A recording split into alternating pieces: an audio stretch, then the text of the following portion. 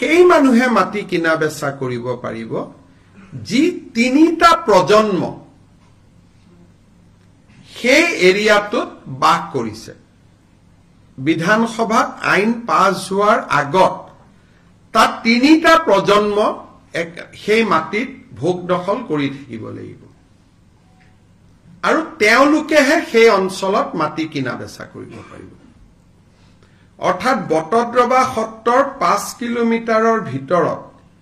বটদ্ৰৱা সত্ৰত 3টা প্ৰজন্ম যি নিৰন্তৰ বাস কৰি আছে সেই 3টা প্ৰজন্মৰ মানুহে মাটি কিনা বেচা কৰিব পাৰিব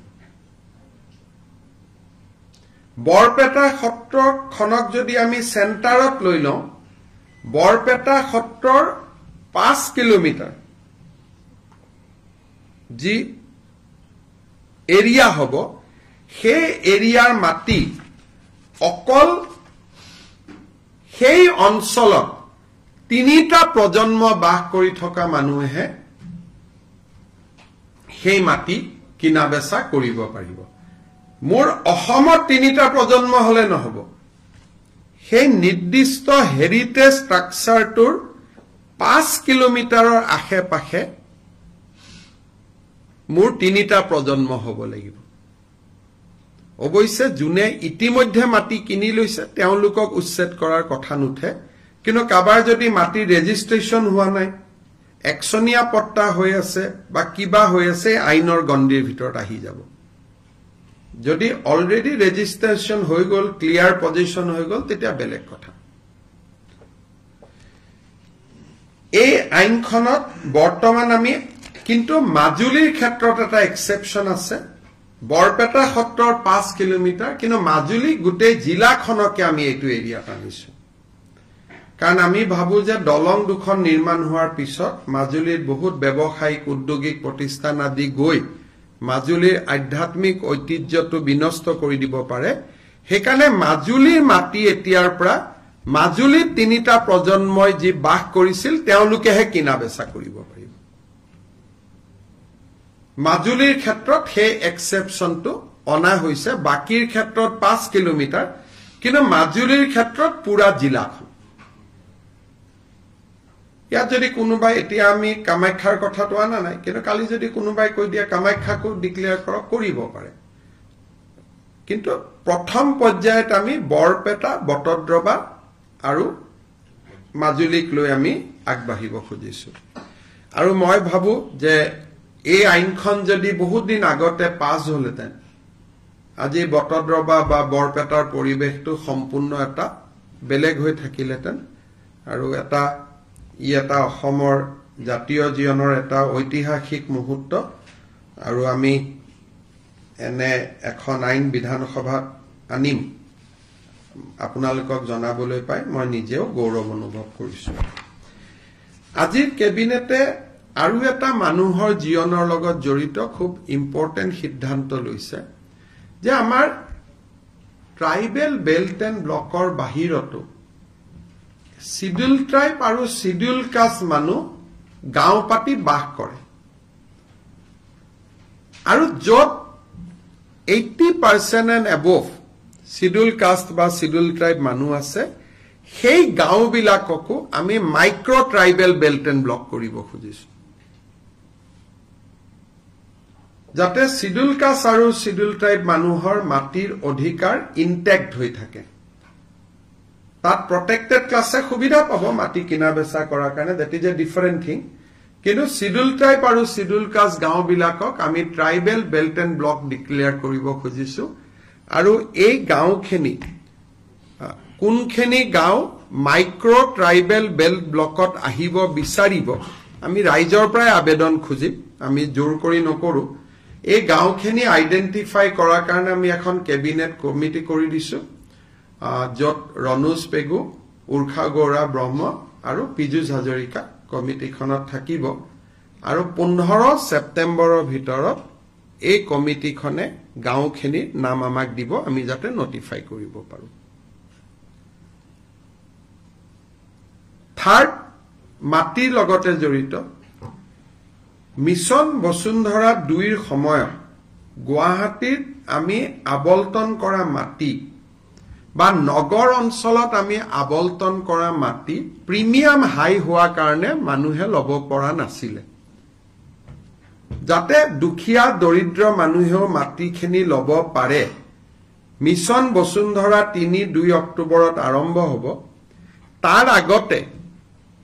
যোগেন মহান আৰু অশোক সিংঘালৰ নেতৃত্বত আমি এখন কমিটি কৰি দিছো তেওঁলোকে যাতে দৰিদ্ৰ আৰু মধ্যবিত্ত মানুহে প্ৰিমিয়াম দিব পৰাকৈ গুৱাহাটীৰ মাটিৰ দামখিনি ধাৰ্য কৰে গুৱাহাটীত চৰকাৰী মাটিত বাস কৰি থকা মানুহ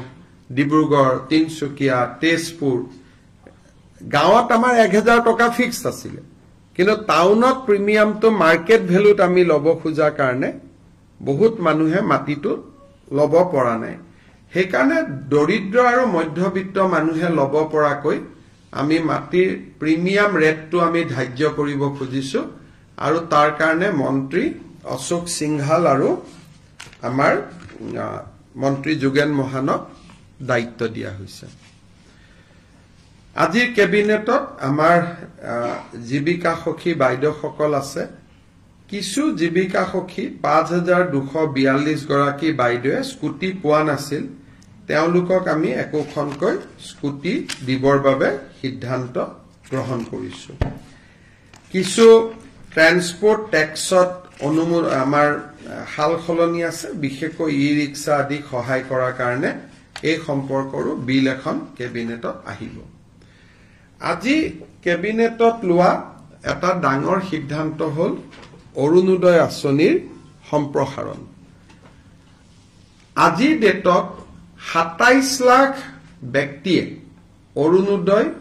আঁচনিৰ সুবিধা লাভ কৰি আহিছে এতিয়া আমি প্ৰতি সমষ্টিতে আৰু 10,000 কৈ অৰুণোদয় আঁচনিৰ আমি হিতাধিকাৰী দিব খুজিছো যি ধৰণে আমি লোকসভা নিৰ্বাচনত আপোনালোকে জানে যে আমি সমীক্ষা পত্ৰ বিতৰণ কৰিছিলো সমীক্ষা পত্ৰবিলাক উভতি আহিলে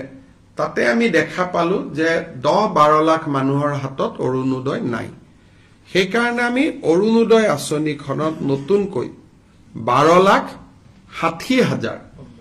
নতুন হিতাধিকাৰীক আমি অন্তৰ্ভুক্ত কৰিবলৈ সিদ্ধান্ত লৈছো ই অৰুণোদয় 3 নামেৰে জনাজাত হ'ব অৰুণোদয় 2ৰ বেনিফিচিয়াৰী সকলেও 3ৰ বাবে নতুনকৈ আবেদন কৰিব লাগিব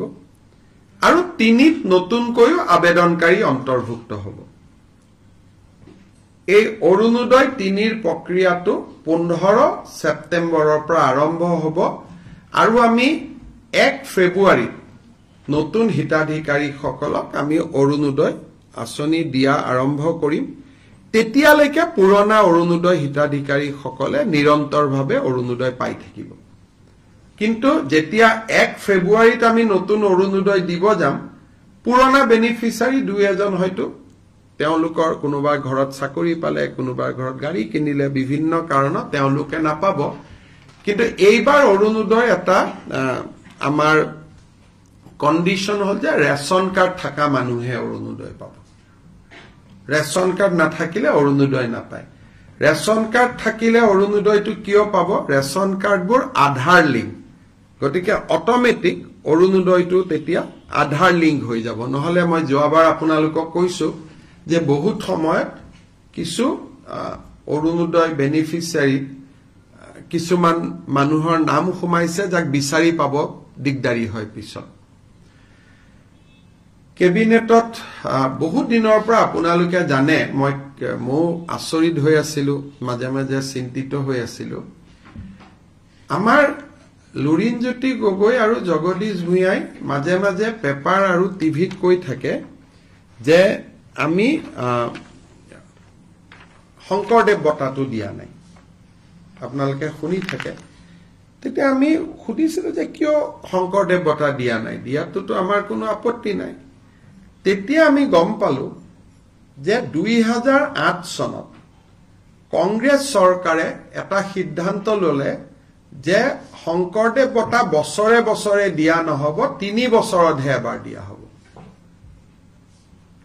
ইমান দিন আমি এনেই গালি খাই আছিলো অথচ তেওঁলোকৰে কংগ্ৰেছ সহযোগী জগদীশ ভূঞাৰ লুৰিণজ্যোতি গগৈ আমাক গালি পাৰি থাকে যে 3 বছৰ শংকৰদেৱ বঁটা দিয়া নাই 3 বছৰ শংকৰদেৱ বঁটা দিয়া নাই আসলতে 2008 চনত কংগ্ৰেছ দলে এটা সিদ্ধান্ত ললে যে আমি 3 বছৰৰ মূৰে মূৰেহে শংকৰদেৱ বঁটা আমি দিব পাৰিম সেইকাৰণে 2011ত কনক সেন ডেকাক দিছিলে 2008ত শৰ্মিলা টেগুৰক দিছিলে 9-10 দিয়া নাছিলে আকৌ 2014ত ML ভাৰাদে পাণ্ডেক দিলে 12-13 দিয়া নাছিলে সৰ্বানন্দ সোণোৱালৰ চৰকাৰেও তেনেকে 17 আৰু 20ত দিলে বশিষ্ঠদেৱ শৰ্মা আৰু ভৱপ্ৰসাদ চলিহা এতিয়া 3 বছৰ হৈ গল 2023 গতিকে 2023 চনৰ শংকৰদেৱ বঁটাৰ বাবে আমি বিশিষ্ট নৃত্যবিদ সোণাল মানসিংক আজি এক্সপাৰ্ট কমিটিৰ অপিনিয়ন মতে আমি নিৰ্বাচিত কৰিছো গতিকে ইমান দিন আমি এনে গালি খাই আছিলো আজি এইটো 86ত আৰম্ভ কৰোতে এজিপিৰ দিনত এইটো বছৰে বছৰে আছিলে বাৰ্ষিক বঁটা আছিলে 1986ত আৰম্ভ কৰিছিলে প্ৰথম বঁটা কীৰ্তিনাথ হাজৰিকাই পাইছিলে 87ত ভূপেন হাজৰিকাই পাইছিলে 88ত সত্যজিৎ ৰয়ে পাইছিলে এনেকে 89ত মহেশ্বৰ নয়গে পাইছিলে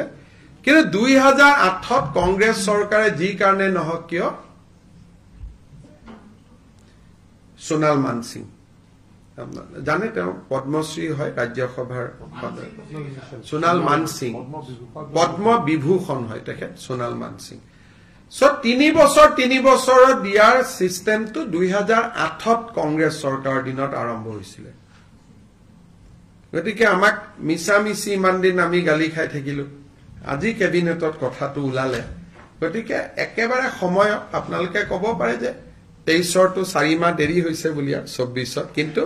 এক্স্যাক্টলি 3 বছৰৰ মূৰে মূৰে দিয়া হয় গতিকে আমি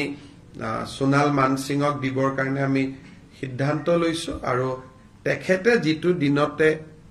সন্মতি দিয়ে তেনেকে আমি নৱেম্বৰ মাহত আমি এটা অনুষ্ঠান কৰি তেখেতক আমি আমি শংকৰদেৱ বঁটা দিবৰ কাৰণে সিদ্ধান্ত লৈছো আৰু মই যিসকলে শংকৰদেৱ বঁটাটো আমি দিয়া নাই বুলি আমাক সমালোচনা কৰি আছিলে তেখেতসকলৰ ওচৰত মই কৈছো যে 3 বছৰে বঁটা দিয়াৰ সিদ্ধান্তটো 2008ত কংগ্ৰেছ চৰকাৰে কৰি থৈ গৈছিল আৰু তেনেকে এতিয়া প্ৰতি 3 বছৰৰ মূৰে মূৰে দিয়া হয় আৰু কোনো 3 বছৰতে এতিয়ালৈকে তো মিছ হোৱা নাই মই চেক কৰিলো ৰেকৰ্ড 8তো দিছিলে 11তো দিছিলে 14তো দিছিলে 17তো দিছিলে 20তো দিছিলে অৰ্থাৎ কোভিডৰ সময়টো এটো বন্ধ হোৱা নাছিল শেষত এটা সৰু কথা যে আমাৰ মাধৱদেৱৰ তিথিৰ বন্ধটো 23 তাৰিখে আছিল কিন্তু আমাক সকলোৱে জনাইছে যে এবাৰ 23 তাৰিখে সন্ধিয়াৰ পৰাহে তিথি লাগিব একচুয়াল সকলোৱে উদযাপন কৰিব 24 সেপ্টেম্বৰত সেইকাৰণে মাধৱদেৱৰ তিথিৰ চৰকাৰী বন্ধটো আমি 23 সেপ্টেম্বৰৰ পৰিৱৰ্তে 24 সেপ্টেম্বৰলৈকে আমি লৈ গৈছো আৰু কিছু সৰু সৰু সিদ্ধান্ত কেবিনেটত আছে তো টুইট বা সোশ্যাল মিডিয়া যোগে আপোনালোকে জানিব পাৰিব যদি কিবা আপোনালোকৰ দুই এটা প্ৰশ্ন আছে কৰিব পাৰে আৰু ৰাতিপুৱা মই যথেষ্ট কৈছো গতিকে এইখিনি ৰিপিট নকৰি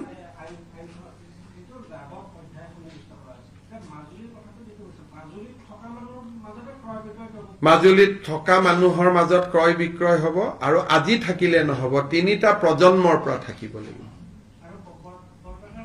বৰপেটাৰ ক্ষেত্ৰটো তিনিটা প্ৰজন্ম কিন্তু বৰপেটাত ৰেডিয়াসটো হল 5 কিলোমিটাৰ বৰপেটা সত্ৰৰ পৰা 5 কিলোমিটাৰ কিন্তু মাজুলীত যেহেতু বহুত সত্ৰ হিচৰিত হৈ আছে সেইকাৰণে আমি গোটেই মাজুলীখনক প্ৰটেক্টেড এৰিয়া কৰিছো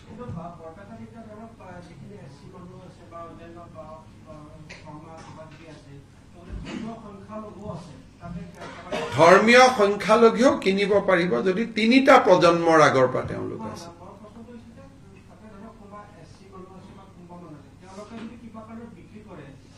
তেওঁলোকৰ মানুহে কিনিব লাগিব বিক্ৰী কৰিব নোৱাৰিব এতিয়া তিনিটা প্ৰজন্ম থাকা মানুহকহে বিক্ৰী কৰিব লাগিব তেতিয়া পাৰিব কিন্তু আমি জানা 3টা প্ৰজন্ম তাতে থাকা মুছলিম সম্প্ৰদায় নাই 51 চনত তাত কোনো মুছলিম সম্প্ৰদায়ৰ মানুহ নাছিল আমি হিসাব কৰি লৈছো 3টা প্ৰজন্ম মানে 1951 হ'ব আৰু বিপ্লৱ শৰ্মা কমিটিৰ ৰিপৰ্ট 1951 গতিকে 3টা প্ৰজন্ম মানে 75 বছৰ মানে 1951 আৰু 1951ত তাত এজনো ধৰ্মীয় সংখ্যালঘু নাছিল বটদ্ৰবাটো নাছিল হেতু হল ধৰক উত্তৰ গুৱাহাটীত এখন ট্ৰাইবেল ভিলেজ আছে আৰ পিজু হাজৰিকাৰ গাঁওখনে কলো এটো শিডিউল কাষ্ট গাঁও কিন্তু ট্ৰাইবেল বেল্ট এন্ড ব্লক নহয় এতিয়া হেতু আমি ট্ৰাইবেল বেল্ট এন্ড ব্লক কৰি দিম as per chapter 10 যেটো মাইক্ৰো ট্ৰাইবেল আগতে chapter 10ত আছিল ট্ৰাইবেল বেল্ট ব্লক এটা ডাঙৰ এৰিয়া তাত অলপ আমি সংশোধন আনিলো আনি সৰু সৰু গাঁওকো আমি tribal belt end block declare কৰাৰ অধিকাৰ আনিলো আগতে গুটে অসমত 12টা ট্ৰাইবেল বেল্ট এন্ড ব্লক আছিল মাৰ্ঘেৰিটা ট্ৰাইবেল বেল্ট বহুত ডাঙৰ জায়গা সেইখিনি কন্টিনিউ কৰিব তাত আমি কোনো বাধা দিয়া নাই তো জেনেকে আছে তেনেকে থাকিব কিন্তু উত্তৰ গুৱাহাটীত ৰধলা বুলি এখন বড়ো সমাজৰ গাঁও আছে এটা তাত ইন্ডাষ্ট্ৰিয়েলাইজেশন হৈছে ট্ৰাইবেল বেল্ট এন্ড ব্লক নহয় গতিকে বড়ো মানুহখিনিৰ মাটিটো লাহে লাহে যাব আৰম্ভ হৈছে গতিকে সেই গাঁওখন এতিয়া ট্ৰাইবেল বেল্ট এন্ড ব্লক হ'ব হেতু থাকিবই হেতু এটা বেলেগ কলে উচ্ছেদলৈকে যোৱাটো এটা বেলেগ বস্তু হেতু এতিয়া মই কি কৰিব পাৰো ক হাজাৰ হাজাৰ মানুহ আছে হেতু এটা হাজাৰ হাজাৰ মানুহক উচ্ছেদ কৰাটো এটা আজিৰ দিনত এটো সম্ভৱ নহয় আমি হেতু বিতৰ্কত আজি কিয় যাওঁ আমি আজি হেতু কৰাৰ আপুনি যে মোক প্ৰশ্নটো খুদি আছে আপোনাকে বেয়া পাব আমাৰ গুটে অসমীয়া মানুহ বিলাকে আছে ট্ৰাইবেল বেল্ট এন্ড ব্লক ওদালগুৰিত এইবিলাক সমস্যাটো আমাৰো আছে তো ট্ৰাইবেল বেল্ট এন্ড ব্লকক ইউজিদা নহয় আমাৰ শৰ্মা কলিতা মানুহে আছে এই প্ৰশ্নটো যদি মই আলোচনাও কৰো বিটিসিৰ ইলেকশনত এটা ইস্যু হৈ যাব গতিকে আপুনি নিকাসিত যাও নিকাসি এখন ট্ৰাইবেল বেল্ট এন্ড ব্লক আৰু নিকাসিত মহেন্দ্ৰ মোহন চৌধুৰীয়ে গুটে অসমীয়া মানুহ বিলাকক তাতে বহাই থৈ আহিছে গতিকে এইটো প্ৰশ্ন যদি মই এটা আলোচনা কৰো আৰু টিভিত যদি মানুহে শুনে লগে লগে ৰাতিয়ে তাতে হুলস্থুল আৰম্ভ হৈ যাব গতিকে অসমখন খুব সেনসিটিভ জায়গা গতিকে সব বস্তু টিভিতে আলোচনা কৰি দিলে মানুহৰ মাজত প্ৰতিক্ৰিয়া হৈ যায় সেইকাৰণে আমি মাইক্ৰো ট্ৰাইবেল বেল্ট ব্লকৰ ওপৰত মোক আজি প্ৰশ্ন খুধক ট্ৰাইবেল বেল্ট এন্ড ব্লকৰ ওপৰত